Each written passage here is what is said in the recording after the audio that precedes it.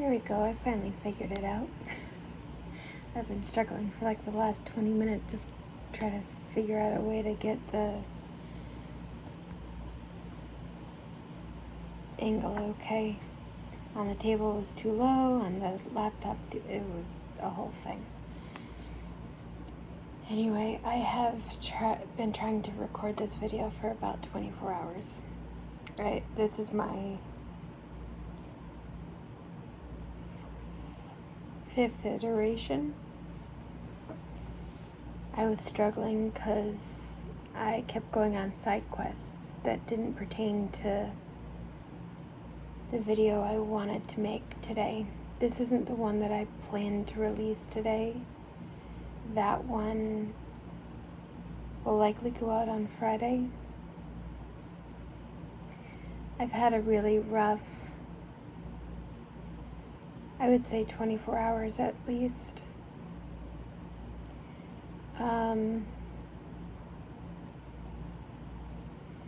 We got back to the house and I was so focused on having a job the next day that I didn't realize that my mental health was not doing so well after being in an environment where I felt unsafe. Not just because my mother was following me around and like monitoring me everywhere I went, insisting I go with her anytime she wanted to leave the house. But there's also somebody else in the house when we go down, and I feel really unsafe around them for a multitude of reasons that I don't feel comfortable getting into right now. I probably will in the future. It's just right now I don't really want to get into it all that much.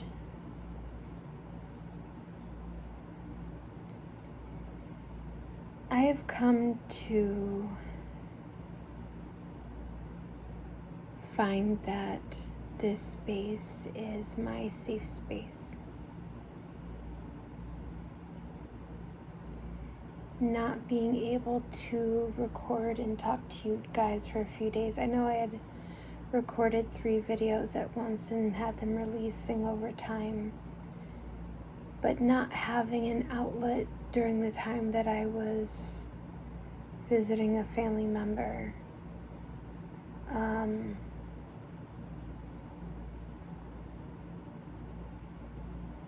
was really challenging and hard. I've been seeing a narrative going around on the internet recently that has me a little, I don't know what the right word is, but there's been a number of content creators that I've seen recently who have been criticizing people who share too much online. And they say that the journal factory needs to be rebuilt. And to those content creators, I would say there are some of us who it's not safe to write things down. I'm definitely one of them. See, when I was younger, I used to have diaries, and I used to write poetry, and I used to write things down as an outlet, but then they would be found, and I would suffer the consequences of the things that I wrote. And ironically, YouTube has come to be a place where I feel safe at present. Today I had a comment asking me why I put up with this environment. This is the environment I was born to. 1. And 2,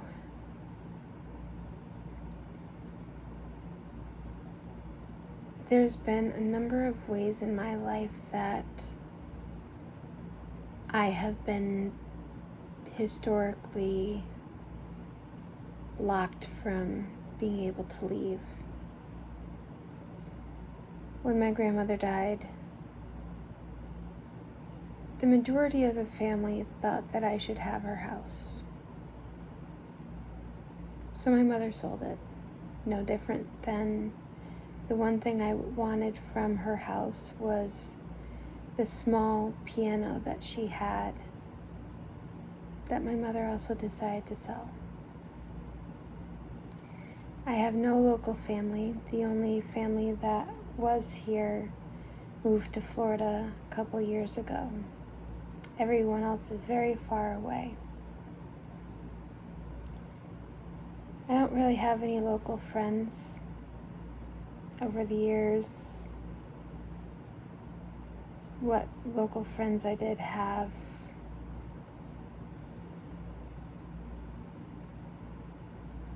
I've just become more and more isolated. Let's put it that way.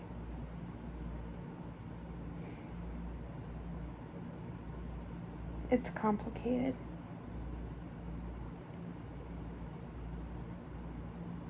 I know a lot of people get tired of the conversation surrounding narcissists and narcissistic personality disorder. And I understand that.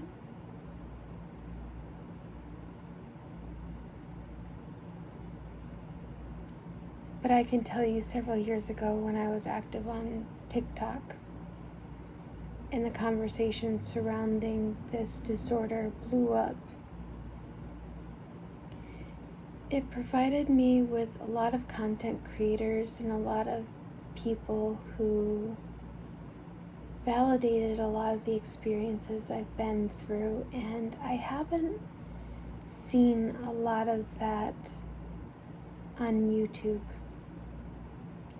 I'm not on TikTok anymore at present, not since it got bought and is now with a US-based algorithm.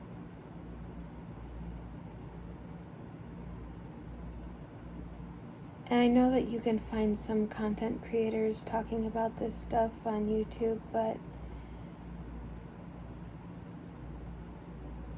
I haven't seen a whole lot of people talking about it who have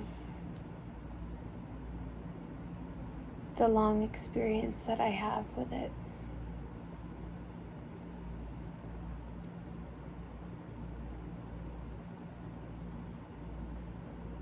In the last 24 hours,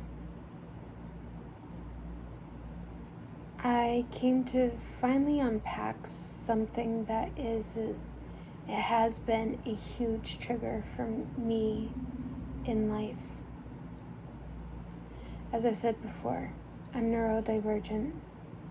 I suspect I'm autistic ADHD, but with the current climate of things right now in the US, seeking a formal diagnosis or assessment is not something I'm inclined to do right now. Not with the way I've seen discussions about formulating and putting people on lists, and that type of discussion echoing and seeming a little too similar to things someone did about 80 years ago. So I will wait to have that assessment for now. But one thing in my life that I have struggled with a lot is having my words twisted into meanings that I'm not intending to express.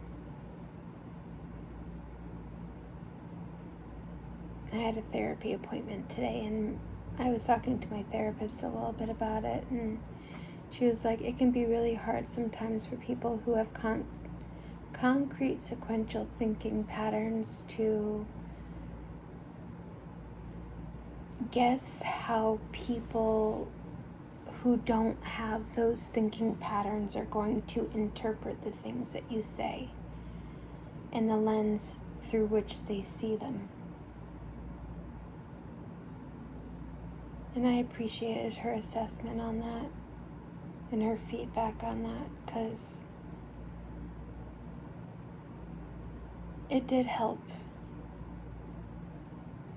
But simultaneously, I also have a history of the things that I have said growing up being twisted into meanings that I was not saying, or agendas being assigned to things that I said that weren't there, and then having my words weaponized against me.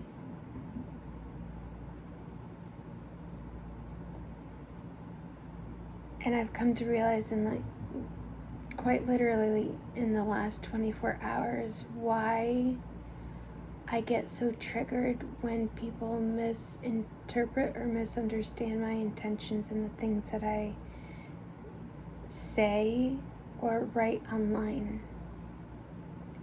I know, and I've come to terms with the fact that I tend to over-explain myself a lot. And this is a big reason why. Because I feel like if I go into extensive detail to explain my thought pattern or my thought process of why it is I'm saying what I'm saying,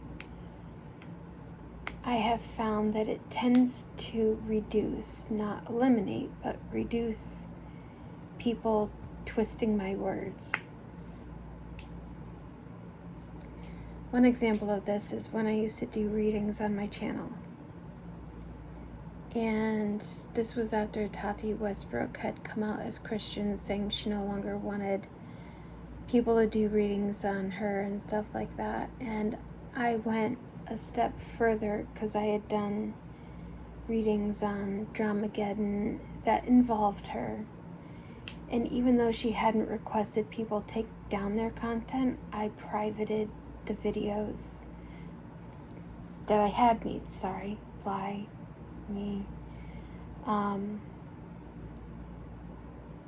that involved her.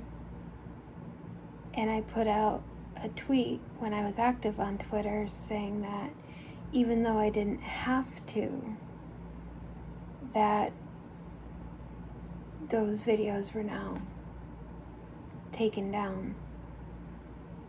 And I remember someone lashing out at me saying, well, she asked people to stop doing readings on her. I'm like, I'm not talking about not creating future readings, which of course I'm not going to do. Of course I'm going to respect somebody's spiritual beliefs and their alignment and respect their wishes. I was talking about historical content that I'd made before she voiced that she had an issue. And this person still chose to attack me despite my providing clarification.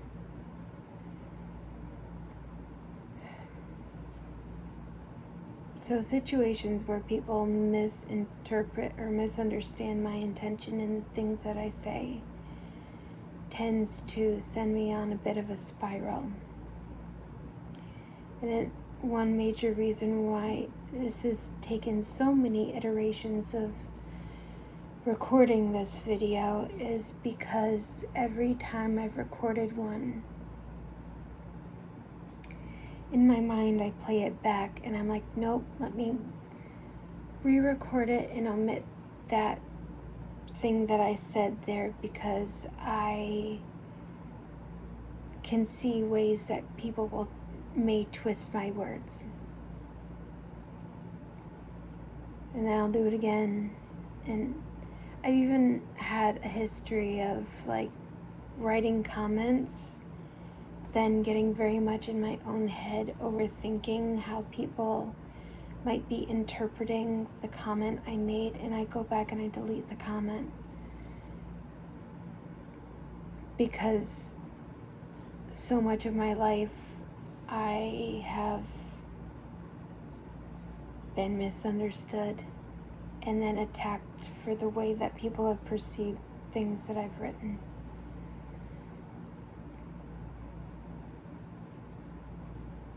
And the last thing I would ever want to do is cause harm or offend somebody. I'm just not that type of person in general. Leastwise, I've tried not to be.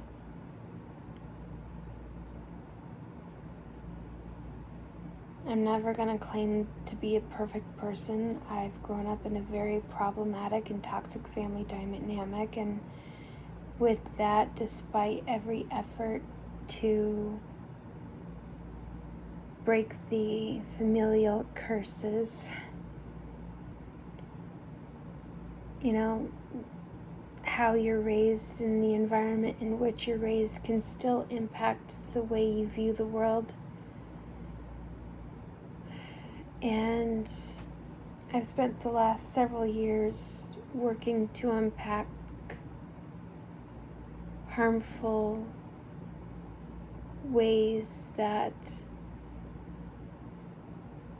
harmful programming that I received growing up. Unpack it, analyze it, work to unlearn things, relearn, do the work to deprogram and decolonize myself and the way I view the world. I actually unfollowed a lawyer tonight on YouTube because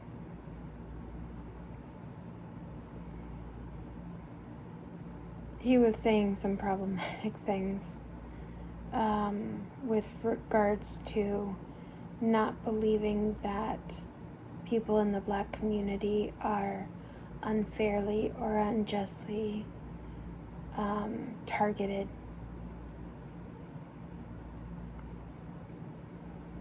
And he was saying this as a white man. Meanwhile, the nature of the job that I'm doing recently that pertains to the legal system in some capacity, I have been witnessing a disproportionate amount of people going through a certain process being Black. And by disproportionate, I know I've only been doing this job for a limited time, but when I tell you every type of this one particular type of job has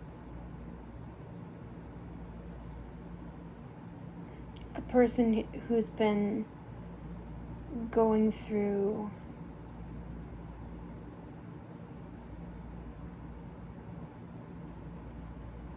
what I have in many situations perceived as unjust or unfair accusations. They have all been Black. All of them. Now, I know my field of scope and my experience thus far has been very limited,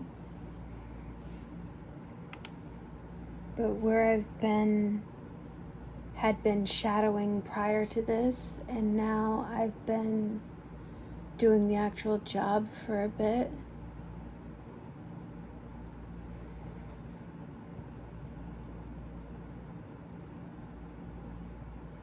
You know, for every single, I just,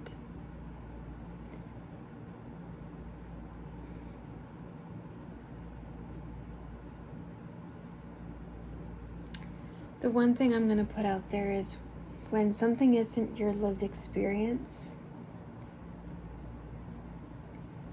just like I learned a lot during BLM, because clearly I'm not Black.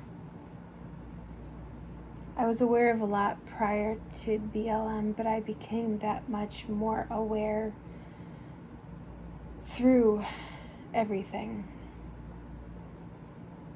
that was going on, the protests. I started following activists. I started listening more than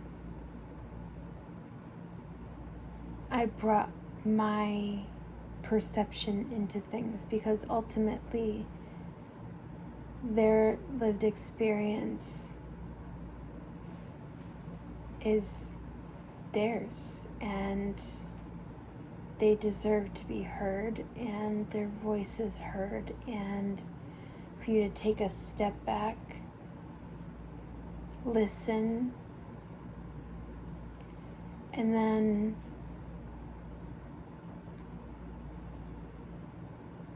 really pay attention.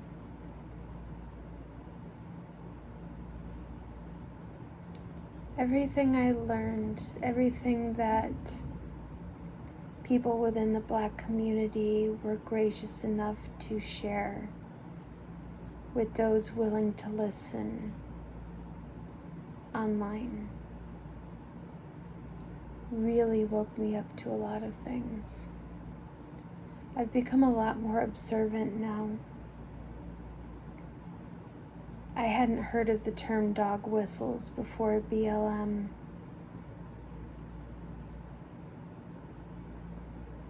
Before I heard and came to understand what that term meant, I didn't even realize that that term even applied to my own life and my own lived experience.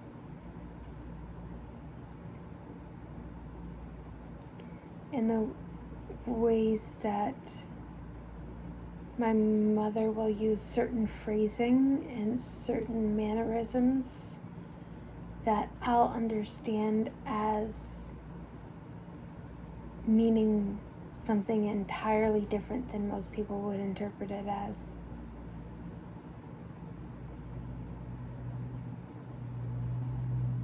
I didn't realize that a lot of the ways that I perceive things that she said and things that she does, that I understood her behavior, the things she was saying, in an effort to belittle or target me in a hidden way that others may not perceive,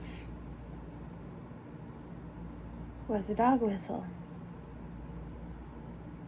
So my lived experience helped me understand what they meant by hidden phrasing. Sorry, I'm going on a side quest again.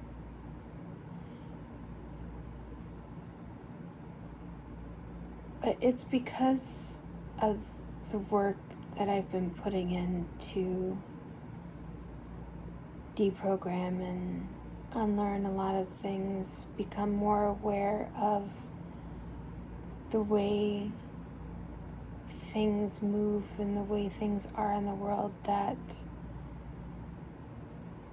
I recognize sometimes that the way I intend to come across is not necessarily the way people understand.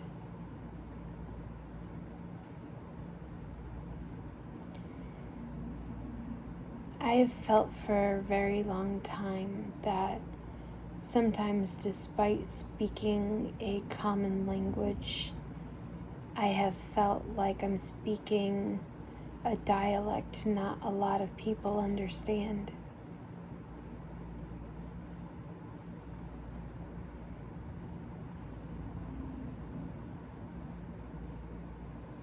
So in an effort to be understood, I use a lot of extraneous terminology and verbiage to try to express myself more clearly. to be understood.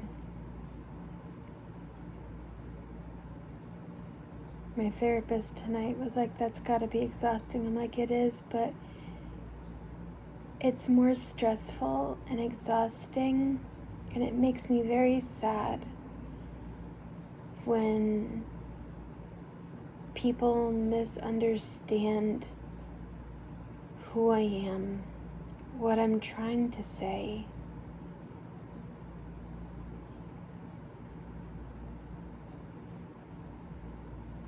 And see me as a bad person because they interpreted something that I said in a way I didn't intend for it to come across.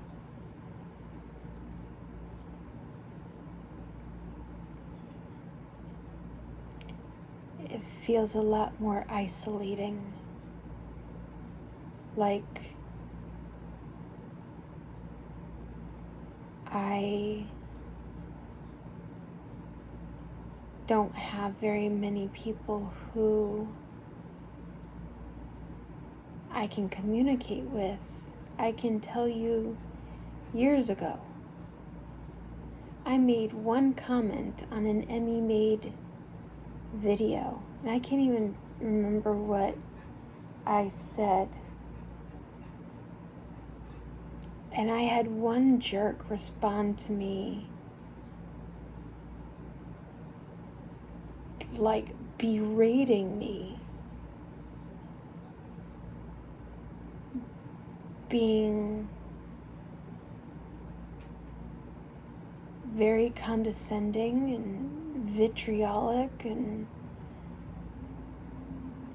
despite the fact that a number of people replied to me not to listen to him, that I didn't say anything wrong. Thankfully, they did understand what I was saying and they defended me. I've never commented again on her channel.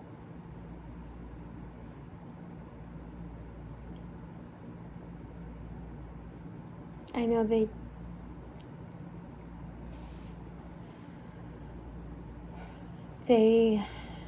people who did defend me tried to encourage me to not let that experience stop me from commenting, but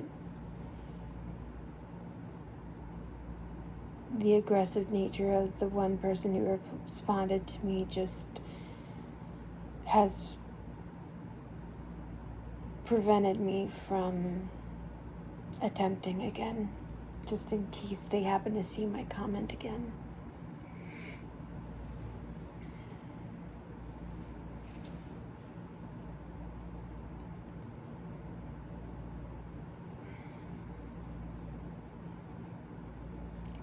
And I feel like that happened possibly recently. I made a comment under Peter Mann's video from the other day. Not the one he posted today or yesterday, but the day before it, I think. The first video he made talking about Michaela Noguera's soon-to-be ex-husband. Sorry, give me a second. I've been sitting in this chair for most of the day and my back isn't happy at the second. I did not understand if he had said in the video that Michaela Noguera's soon-to-be ex-husband had been spreading hate speech and hateful rhetoric for years. The way I interpreted what he was saying was that this was a recent finding, and I don't think, but I'm open to being corrected, that he had mentioned that he had noticed that this had been going on for years.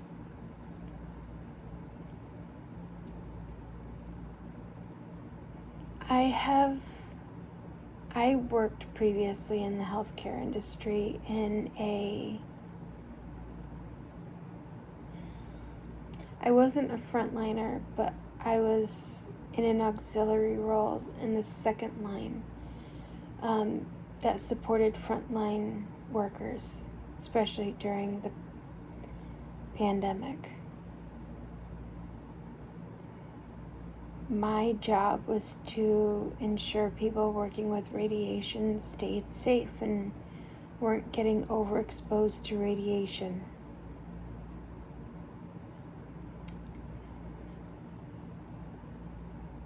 And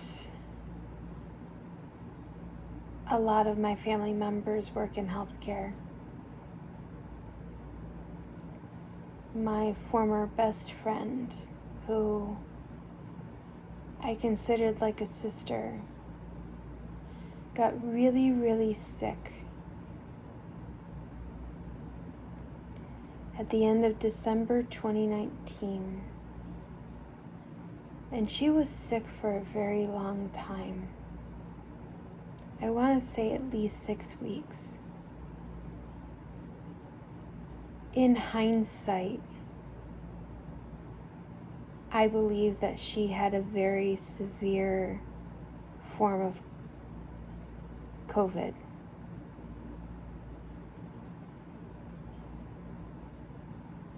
Especially knowing and being more familiar with the symptoms and how they can manifest now.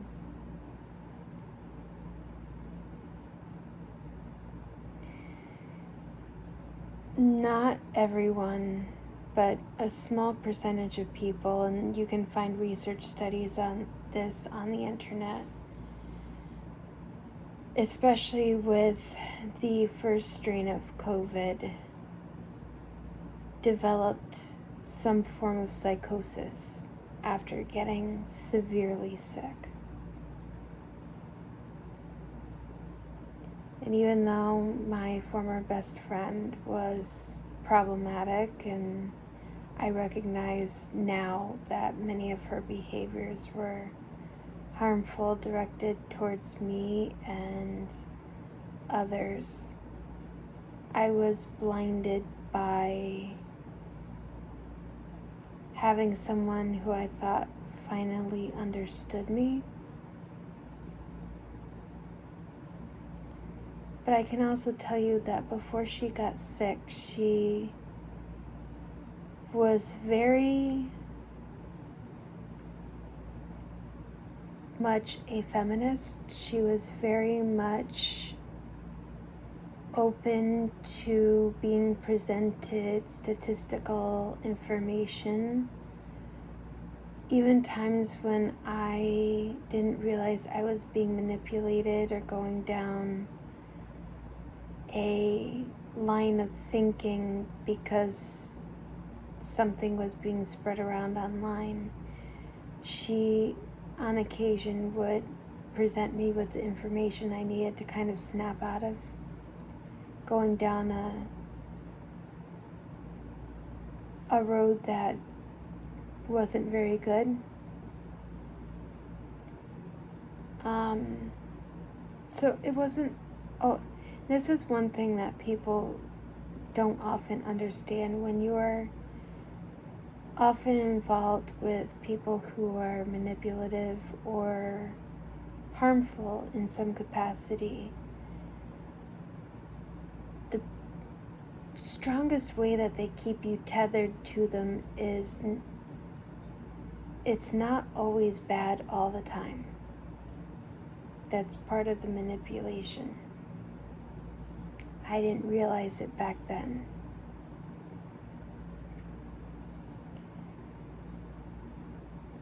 And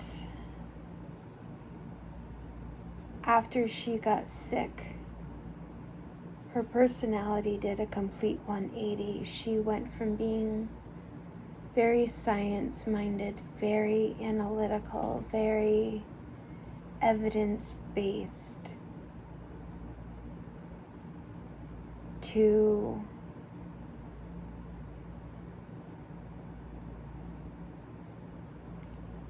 unreasonable and in untenable ways. She went headfirst, diving into QAnon. Some of my content on my channel was influenced because I trusted the person that I knew before she got sick, and I thought that if she believed these things were happening, she must be right, because she'd been right about other things. I was very naive. It wasn't until one day that she was talking about how millions of children were going missing that I was like, if that many children are going missing every year, I can't imagine why, how is it that media isn't covering this at all? It didn't make sense. And so I looked it up and I got statistical information from organizations that help missing and exploited children. And I came to find out that the vast majority of the children who went missing were abducted by a family member or someone that the child knew. And in, I think, 90 to 95% of the cases, the children were returned back home.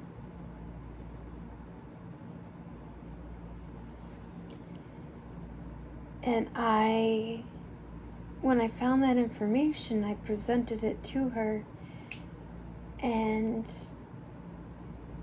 this was one of the strongest indicators that something was not right. She wouldn't listen, and she thought it was a conspiracy.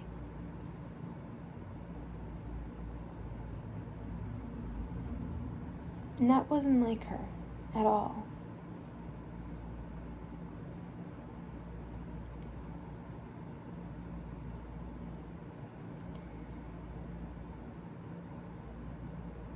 And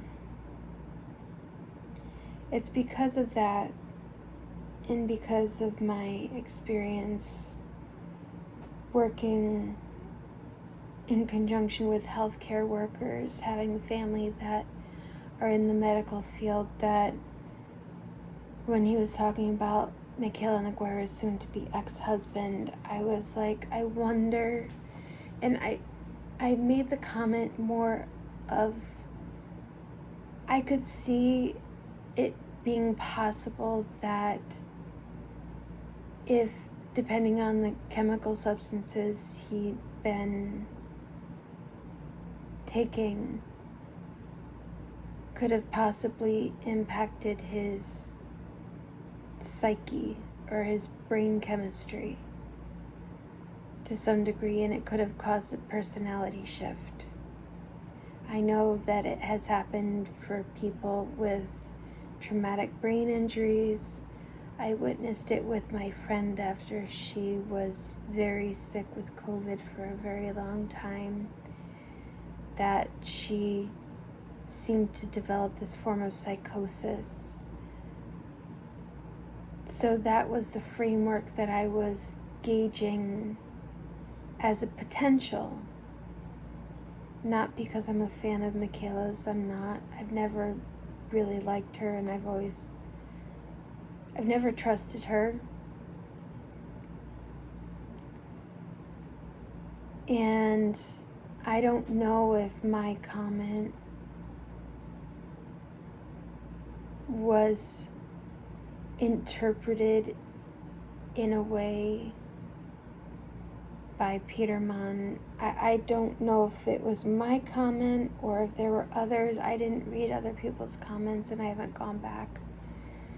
But he said in the follow-up video that, and I agree with him, by the way, before I go in any further, that it wouldn't be right or fair to blame his addiction for spreading this rhetoric online. And I agree.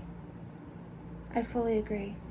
There was a video, just as an example, this isn't like a full side quest. Yesterday, I think it was from hang on.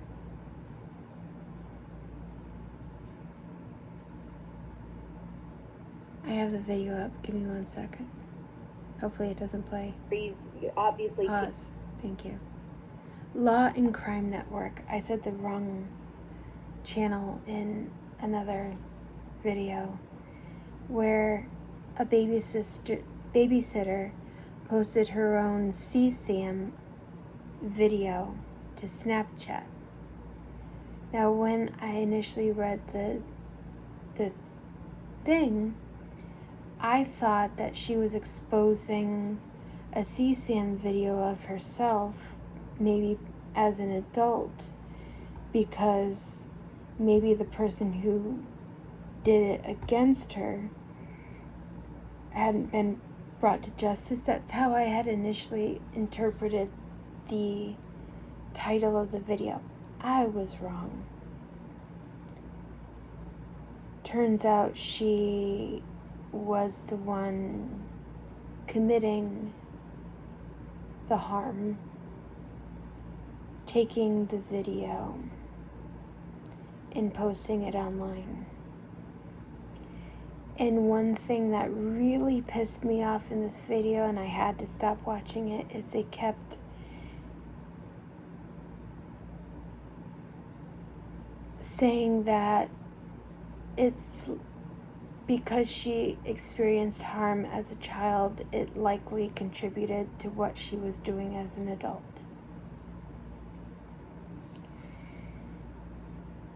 As someone who has endured harm their entire life in a very harmful environment, I made a promise to myself at 5 years of age that I would be nothing like my mother or those who harmed me. I made it literally my life's mission.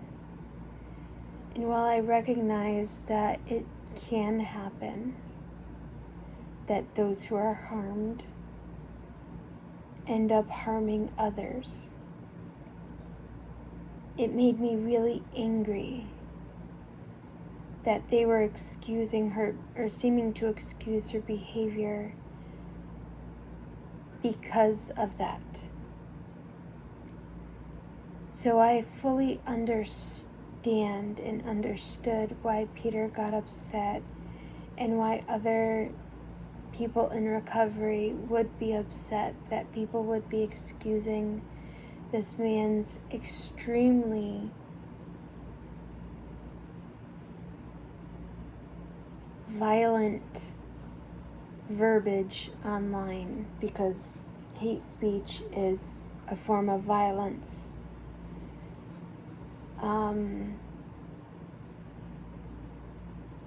Why they would be upset at the suggestion that it could be because of his addiction. I completely understand, and I agree.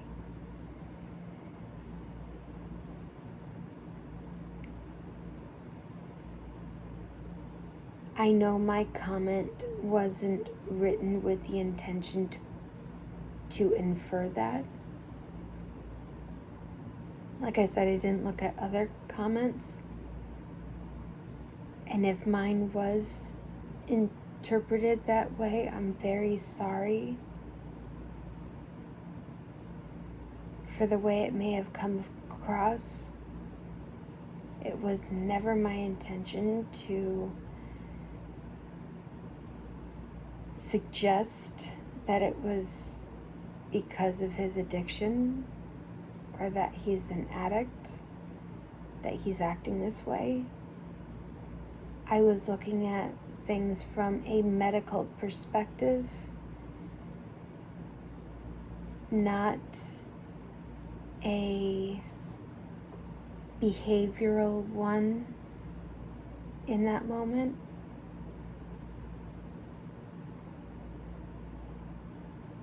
And in the follow-up video, when Peter mentioned that he looked back at his social media and saw that he'd been spreading the same hate-filled narrative since 2017, 2018, I was like, you're right. This is clearly just who he is. Granted, I don't know his history with substances. I don't know his medical history, but ultimately that doesn't matter. What matters is he's spreading violence and targeting people in marginalized communities online. And it does not reflect well on Michaela that she was involved with him and married him, because it can be suggestive of where her mentalities are as well, as pertaining to people in marginalized communities. I agree with Peter on that.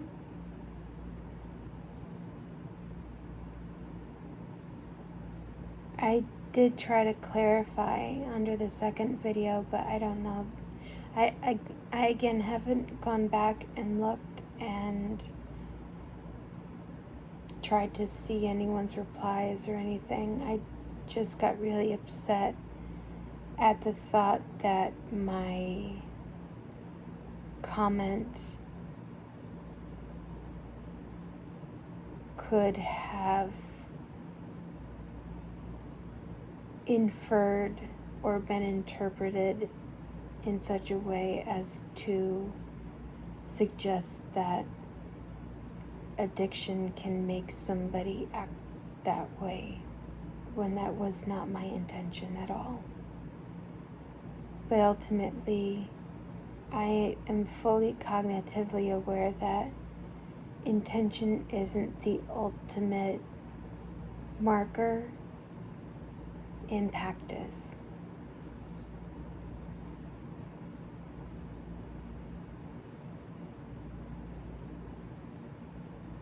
I am somebody who has historically and consistently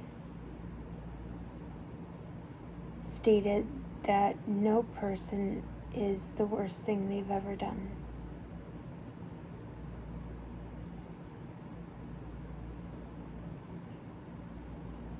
I always believe that people have the chance to grow and do better and change. I know it can happen because I know I've changed a lot, especially in the last decade or so since I started getting help for my mental health. Had I been making content a decade ago, wouldn't have been good. I was actively putting in plans to check out because of how bad everything in my life had been, and the way that I felt I had no one to talk to or lean on, nowhere to go.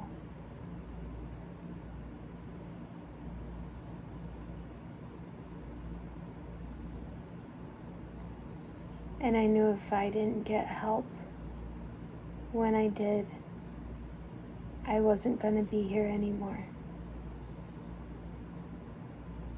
So I sought out therapists, and I was fully honest with them at the risk of a 5150 hold. They insisted that I come 3 days a week until I started to show signs of improvement, because they wanted to keep a close eye on me, because I was pretty severe in depression and anxiety. I'm not just neurodivergent, I also have extensive CPTSD and PTSD from things that I've been through. Talk therapy has really helped save my life in very literal ways. And I look at where I was a little over a decade ago. The person I was, the not just mentally, emotionally, how much pain I was in. I also look at where I was knowledge-wise, awareness-wise. I don't like to use the term woke because I know that is an AAVE term, and despite media and certain people corrupting the meaning, I want to honor and respect its original meaning. But I was blind to quite a bit that it impacted marginalized communities at the time. And I see how far I've come since then. So I always hope that if people are exhibiting harmful behaviors or mentalities, that they take the time to do the work to do and be better. And I do hope that for Michaela Neguera's soon-to-be ex-husband, just as I do anybody else. Maybe I'm a bit naive and idealistic, sure. But I always see the potential that people can have if they just give themselves a chance to grow.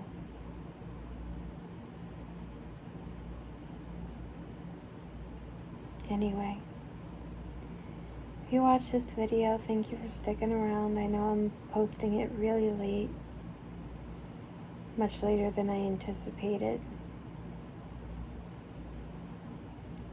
I stayed on track a bit better this time, although it's a little bit longer than I anticipated or thought it would be. But I have no script and I'm going off the cuff and I'm doing it all in one shot, with only one small interruption from a stupid housefly. Better than the other times I tried to record it, to be honest. Alright, guys. I hope you take care. I hope everyone has a good night. And I will post the video I recorded a couple weeks ago on Friday. And with that, I'll see you in tomorrow's short. Bye for now.